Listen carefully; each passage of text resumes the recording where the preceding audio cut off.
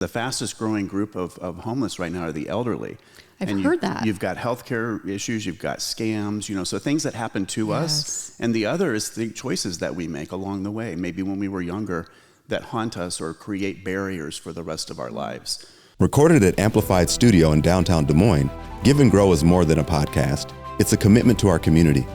Founded by Andy and Sarah Suzanen alongside the RIA Group, this initiative is dedicated to uplifting the organizations and individuals who work every day to make Central Iowa a better place for all. Welcome to the Give and Grow podcast, where we share the stories of the nonprofits transforming lives in our community. Each organization is featured in 3 episodes, offering a deeper, more personal look at their impact. Through conversations with passionate staff, generous donors, and the very people whose lives have been changed by their work, our hope is simple: to connect, inspire, and strengthen the bonds that make our community thrive. Welcome to the Give and Grow podcast. I'm your host, Siobhan Spain. I wanted to remind listeners of the schedule format for our Give and Grow podcast. We devote 3 episodes to the nonprofits we feature, which provides insights of the organization from different perspectives. Today is the first episode that will feature Joppa, and I'll be speaking with their CEO, Joe Stevens. The next Joppa episode will be interviews with the donor and volunteer Todd Robinson, and then Terry Hotelling, who is a beneficiary of the nonprofit. Joppa is a faith-based 501c3 organization whose mission is to help the homeless survive, find housing, and rebuild their lives. And in Des Moines and across the nation, homelessness is top of mind as the number of people who are experiencing homelessness is on the rise. Reports say that the U.S. is experiencing a record high with over 770,000 homeless. Some studies show it's maybe 3 times as high when you add those with full-time jobs and are living without permanent housing.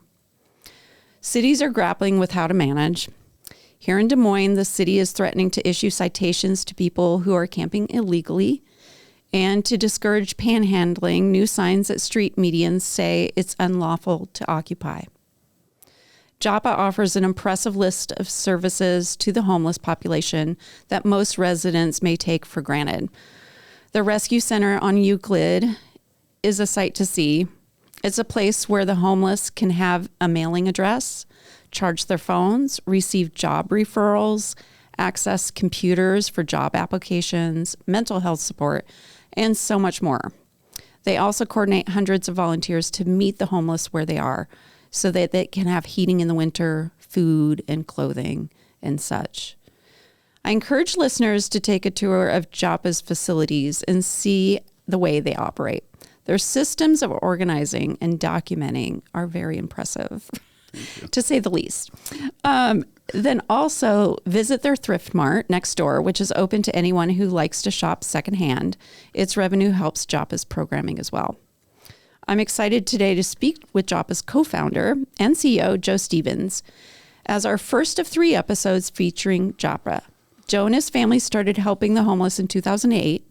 It has grown year after year, and in 2023, their annual report said they served over 2,100 homeless clients, delivered 17,583 meals, helped 65 people off the streets, which include men, women, and children. So it's my pleasure to welcome Joe to the Give and Grow podcast. Welcome. Thanks so much, Siobhan. I'm really excited to be here. Thanks for joining us. This is going to be a great conversation. There's so much to cover. So part of the mission of Joppa is to ultimately end homelessness. Maybe explain a little bit what brought you to help the homeless and what causes someone to become homeless? Yeah, great questions. So for me, it was a calling. I was a serial entrepreneur in the technology space, and thought that homeless people should really go out and get a job. I didn't understand why they were homeless. Yeah, I simple. think many people don't. Right. And so, but because and I thought it was a volunteer thing, that I would do from time to time, which we did for years, and then we made a commitment just to go out once a week, starting on September 3rd of 2008 as a family, and friends got involved. And now we haven't missed a week of outreach in nearly 17 years, so close to 900 what does that weeks. mean, go out and help? What did you do when you first started? So we just went out as a family initially with some food and some supplies, basic supplies, and we went along and just met people and developed relationships and basically began to ask them questions. Why are you homeless? And have you tried this? Have you tried that? What about this? And that's where we began to learn about all the barriers to homelessness and why people are homeless. Yeah, it's pretty complex. It's very complex. So maybe give listeners idea of the variety of how people can end up on the streets. My gosh, yes. So, it's a lot of people are just a paycheck or two away from becoming homeless, so job loss and unemployment.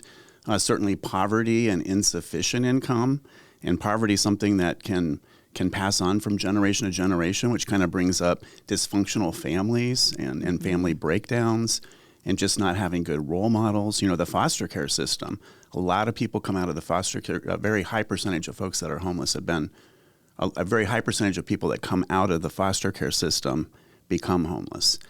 And, and it goes on from there. There's, health care, like health issues that might happen to you and the healthcare costs associated with that. There's trauma and adverse effects adverse things that happen in our lives. Of course, there's mental health issues and addiction issues and really affordable housing is a big issue because, in Iowa, there are only 38 homes for every 100 people that are in what the government calls the extremely low income bracket, which is basically at that poverty level. Only 38 available and affordable homes for every 100 families or individuals that need them.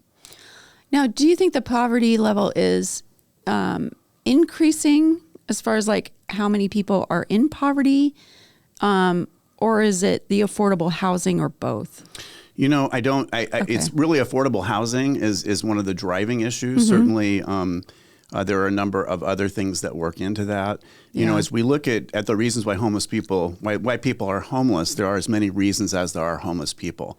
Yes. And so it's a different story for every person. Yep. But there are, there are two broad categories of circumstances, things that happen to us, whether that's that illness. The fastest growing group of homeless right now are the elderly. I've heard that. You've got healthcare issues, you've got scams, so things that happen to us. And the other is the choices that we make along the way, maybe when we were younger, that haunt us or create barriers for the rest of our lives. So, do you have somebody that you can talk about their story just to personalize the facts of how people become out of work and on their own? Yeah, I've got so many stories that it's hard for me to isolate just one. I bet. I'm thinking of Matthew, and Matthew grew up in a great home initially, and then his parents had a divorce. He was Catholic and in a Catholic school, and all the kids suddenly looked at him like he was, it's divorce in the Catholic school was not something, at least at that era. Right. And that just led to one thing after another. He was in a group home, and then put on certain medications, and then, eventually ended up being homeless. I think of Jen, who had lost 3 babies in a row, 2 stillborn, and then she had a good job. She had a degree working as a manager at McDonald's for 10 years and got the call that her 6-month-old had died of SIDS. And that just was so traumatic for her. And then her boyfriend hung himself, and it just goes on from there. So, yeah, the stories are, and interestingly, on our YouTube channel at Joppa Outreach on YouTube, you'll find over 30 stories, video stories right here in Des Moines of people that have experienced homelessness. And I would encourage your listeners to check some of those out.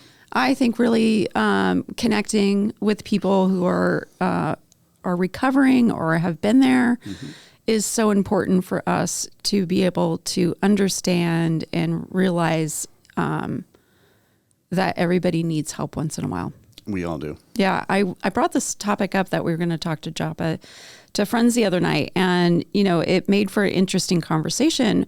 I learned that one of the people at the table used to live out in Sacramento, and his parents were divorced, and he ended up having to eat out of dumpsters.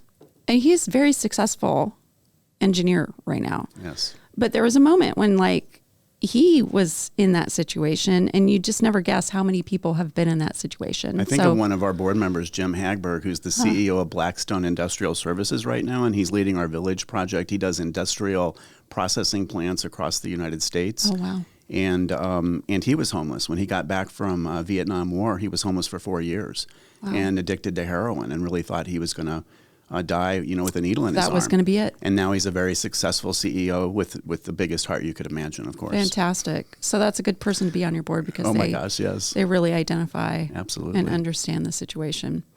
Well, part of the reason we wanted to talk to Joppa is because of the solution that you are proposing to the city about offering permanent housing, affordable permanent housing, to get more people off the street into stable housing, and even in a community-centered situation, which is even helpful. It's not just about housing, it's all that wraparound aspects that bring community up together. So tell us a little bit more about Joppa Village. Yeah. So the Joppa Village will be a supportive village community. We want to initially help 50 folks that have been unreached to date. These are all folks that have experienced chronic homelessness, which means that they have a disability and they've been on the streets for a very long time, more than a year contiguous, or more than at least 4 times in 3 years. Wow. So these are folks that have not been reached by any program, that we've not been able to reach to date, folks that you would still see on the streets, folks that maybe you don't think will ever get off the streets, and maybe a lot of them don't have hope to get off the streets. And we started studying this village model around the country. There are nearly 200 of them now. And one that really stands out is in Austin, and it's called Community First Village. And down there, they've got nearly 500 folks that were chronically homeless, living in relative harmony, as much harmony as there is in any of our neighborhoods. And it's just a phenomenal thing to see. It's so successful. They're growing from 500 people on 50 acres to 1,800 people on over 200 acres. Wow. And so, and it's a model, really the best villages, including this one, and we're a replicator of that village. Okay. So we're going to take that model and bring it to Iowa. And there's been about 40 leaders from Iowa here, including 3 council members and city managers and staff and others that have been down to see it. And everybody that's seen it is absolutely unanimous that this is a great model. It's very proven, and that it can work here in town. So we're going to bring it to Iowa.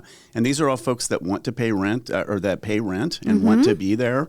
And so they have pride of ownership, and it's just it's very counterintuitive and difficult to explain to people. But it's a 3-legged stool: housing, programs, and then the really magic is community. Yes. So I read about Community First, and I think they use the term missionals. Yes.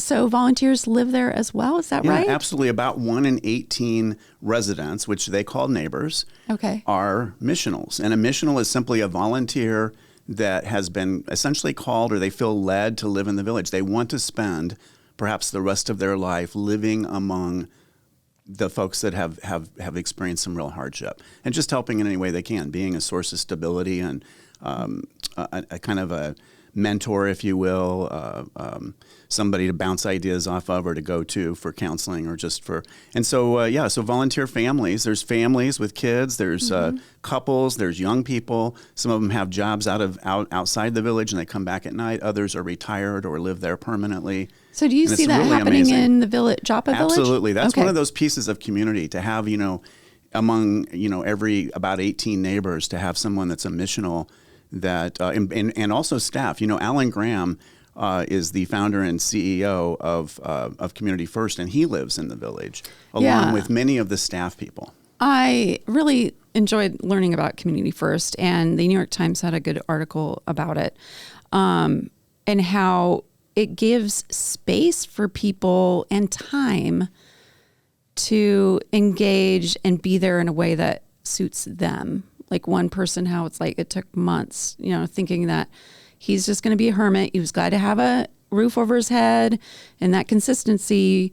But then as time went on, he really was able to come out of his shell and understand that the community was something that he could count on, which was a beautiful part of the story. And now they call him Mayor because he can't stop talking, and he introduces everybody. And when you go there, you're going to meet Mayor. So it's true. People have been traumatized, and they have PTSD, and they have all kinds of issues coming off the streets. And it can take months of, sometimes years, for people to completely let go of all that, and not just let go of it, because a lot of it just has to kind of come off, but to really find rediscover their purpose and their gifts in life. When you get folks like this, they're doing art. The people are discovering all kinds of talents, and they're giving back, and they're becoming very productive citizens again. It's a pretty amazing thing to see. Yeah, that supportive structure, I can imagine a lot of people could benefit from. Definitely. Right? Yes. So another thing I was wondering about is just the funding. So I noticed Joppa doesn't take federal funding at all. Is that right? That's correct. No federal or state funding. And then something in the aspect that was about federal housing vouchers, is that, I think that came up in the conversation about Community First. Is that going to be able to be applied here to, offset some of those costs? Yeah, we certainly hope so. So HUD has not embraced the village concept to date, but they are exploring it. And I think the very first trial is happening at Community First Village, where they are able to take those housing vouchers, and we hope that they see the benefit of that and how this fills a gap that otherwise is not being filled with private funding. Yes, absolutely. And so I think they're going to love it, and it's going to be a tremendous success. And I think that's going to get expanded. So we certainly hope so. Okay. So, yeah, diversify funding sources are always good, because usually, you can't count on one. So Yes. The more you have sources, the better success rate of sustainability and whatnot. So I loved also the aspect that the residents can be employed in the village as well, because obviously, like any housing development, there's maintenance, there's grounds, there's snow, removal, all that good stuff that can actually help. Another aspect that can help people find purpose. Absolutely. And rather than farming all those things out to professional firms, which would frankly probably, be a lot more efficient, you have the people in the village do it, and it helps give them pride of ownership, and it gives them an opportunity to work and receive a dignified income. Yeah. And so, when you've been chronically homeless, most folks are never going to hold a 40-hour-a-week job, 8 to 5 every day, faithfully, week after week after week. It's just not going to happen. So what they figured out is 2-hour work contracts. So you take on a 2-hour work contract, you're paid a dignified wage, you get paid as soon as you turn that contract in. If you want to do another contract, you want to do 3 or 4 that day, that's great. You want to take a week or 2 off, you have to pay your rent at the end of the month. But it's up to you how you earn that income. And so a lot of people have income already, or they maybe receive disability. But for those that don't and have no source of income on the streets today, they'll be able to move right in and make their way. That's pretty impressive. I love that. I So there's do too. just so many aspects that we could learn from. There really are, yeah. And I'll tell you, you'll find Community First and Alan Graham. He's kind of become a rock star because the model is so successful. They have 3 to 4, sometimes more tours a day from all over the country. So you'll find him not only in the New York Times, but there was a Today Show, CBS Mornings. He was on Joe Rogan. Just when you Google that, you're going to find a lot of sources. There's a PBS documentary. It's all very fascinating. Yeah. Yeah. So much to learn. And I admired the aspect that they were very upfront about the hard aspects of being in community with people that are recovering, and how the health aspects are real, Yes, and the family aspects are real, and they confront them, and at least they're knowledgeable and not surprised by these things.